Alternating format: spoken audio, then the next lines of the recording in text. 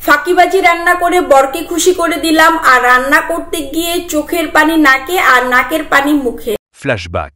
Hello ভালোবাসার মানুষজন, life এক্সপ্রেসের নতুন একটা ভিডিওতে স্বাগতম। আজকে ছুটির দিন ছিল, একদম রান্না করতে ইচ্ছে করছিল না, কিন্তু ছুটির দিন রান্না করব না তা কি হয়, তাই ঝটপট পেঁয়াজ কাটতে বসে গেলাম। পেঁয়াজ কাটতে বসলে কোথা থেকে যে আমার এত আবেগ আসে আমি নিজেও জানি না। পেঁয়াজ কাটতেই আছি আর কাটতেই আছি, কান্না কিছুতেই শেষ হয় না। অবশেষে আমার পেঁয়াজ কাটা শেষ, কিন্তু কান্নাকাটি থামছে না। কান্নাকাটি নিয়ে আমি ফ্রিজ খুললাম, খুলে বের করে ফেললাম ডিম। নিশ্চয় আজ করতে পারছেন আজকে কি রান্না হবে। আজকে রান্না হবে ডিম বিরিয়ানি। এটা খুবই ঝটপট রান্না করা যায়, ওই তো ফাঁকিবাজি করতে করতে রান্না করে ফেলা যায় আর কি। চুলায় পাত্র বসিয়ে ডিমটাকে খুব ভালো করে সেদ্ধ করে নিলাম। এবার ডিমের খোসা ছাড়ানোর পালা। ডিমের যখন আমি খোসা ছাড়াই তখন আমার একটা কথাই মাথায় আসে, কিভাবে যে মুরগি ডিম পারে, যে হচ্ছে আমি যখনই ডিমের খোসা ছাড়াই অর্ধেক ডিম খোসাতেই থেকে যায়। যাই হোক, সব দোষ ওই মুরগির। এবার আমি মূল রান্নায় আসি। তারপর কড়াইতে তেল গরম করে প্রথমে আগে আলু ভেজে নিব।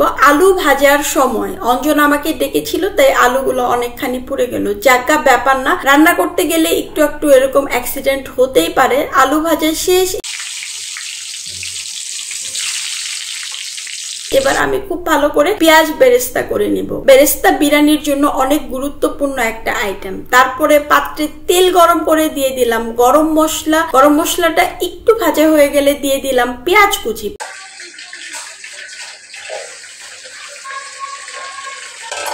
পেঁয়াজ কুচিটা যখন একটু লাল লাল হয়ে গেল, তার মধ্যে আমি একটু পানি অ্যাড করে দিয়ে দিলাম লবণ, প্যাকেট বিরিয়ানি মশলা, আদা রসুন। এখানে আপনারা চাইলে প্যাকেট বিরিয়ানির মশলার পরিবর্তে হাতে বানানো বিরিয়ানির মশলাও ব্যবহার করতে পারেন। ভালো করে কষানো যখন হয়ে গেল তখন দিয়ে দিলাম ফ্যাটানো টক দই।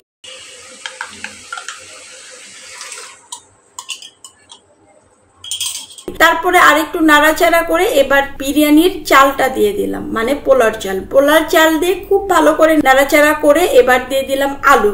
আপনারা অবশ্যই আমার আলুর দিকে তাকাবেন না, কারণ ওই যে বললাম আলু পুড়ে গিয়েছে। আমি হাফ কেজি চাল রান্না করছি, তাই এবার দিয়ে দিলাম পরিমাণ মতো পানি। পানিটা খুব সাবধানে দিতে হবে যেন বেশি না হয়ে যায়। পানিটা যখন শুকিয়ে যাবে তখন দিয়ে দিতে হবে ডিম। ডিমটা দেওয়ার পরে খেয়াল রাখতে হবে যেন ভেঙে না যায়, তাই আলতো ভাবে নাড়াচাড়া করতে হবে। এদিকে আমার বিরিয়ানিটা হতে থাকুক। একটা সিক্রেট শেয়ার করি, ওই যে পেঁয়াজ বেরেস্তা করে রেখেছিলাম ওর মধ্যে দিয়ে দিলাম পরিমাণ মতো গুঁড়ো দুধ আর চিনি। এদিকে যখন আমার বিরিয়ানিটা হয়ে গেল তখন আমি অ্যাড করলাম পেঁয়াজ বেরেস্তা। পেঁয়াজ বেরেস্তা অ্যাড করার সাথে সাথে বিরিয়ানির কালার এবং ফ্রেগমেন্টটা খুবই ভালো আসবে। রান্না করা আমার হয়ে গেল, আর ওই পাশে দেখলাম অর্জুন সালাদ কাটছে। বিরিয়ানি খাবো, সালাদ হবে না তা তো হতেই পারে না, সেটা যে বিরিয়ানি হোক।